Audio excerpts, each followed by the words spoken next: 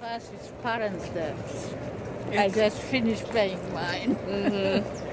And she actually went to Basin. And even being faculty here, I didn't get any breaks. Really? No. They will say we are a state institution, so if they give breaks to us, they will have to give breaks to all state employees. So they don't give breaks. So I understand the pain. University students are prisoners to student debt and are weighed down by the struggle to finance their education. It affects potential, current, and former students. The cost of public higher education in Virginia has increased more rapidly than inflation. State government funding has decreased, requiring schools to charge students more. According to Douglas Belkin and Caroline Porter of the Wall Street Journal, schools are becoming more and more corporate. Many students have to obtain a job while still in school to help pay for their education and living expenses. This causes an increase in stress and affects the students' social lives. With a limited amount of free time, they are unable to join extracurricular activities, focus on their studies, and challenge the system of corporate higher education. How do we get here? Tuition is the major culprit. No expenditure in the United States has risen more over the last several decades. It's up 1,000% since 1978. And just to give you a sense for how that compares, that's 4 times the rate of inflation.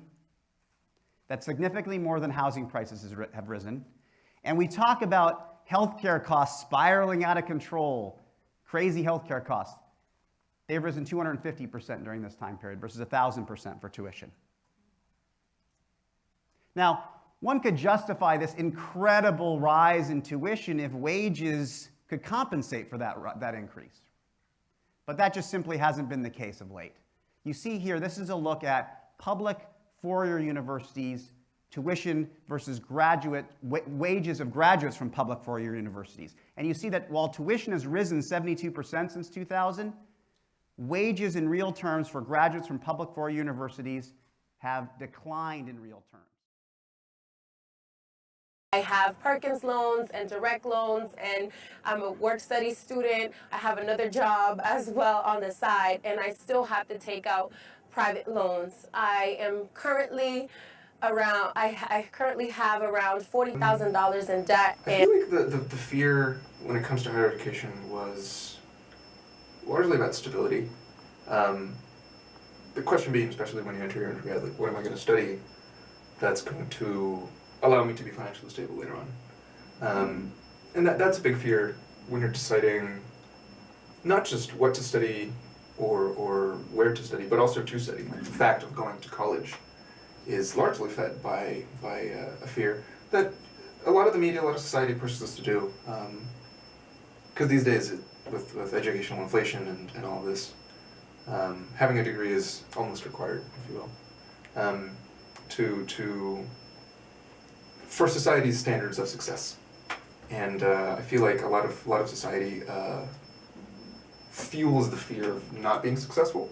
And when that means not going to college, or when that means not studying X or Y, there's a lot of fear playing into that. Student debt is not exclusive to graduates. Some may attend school but do not receive a degree for various reasons and are still required to make their student loan payments. But maybe you're one of the lucky ones. You got a business degree and you found a decent job.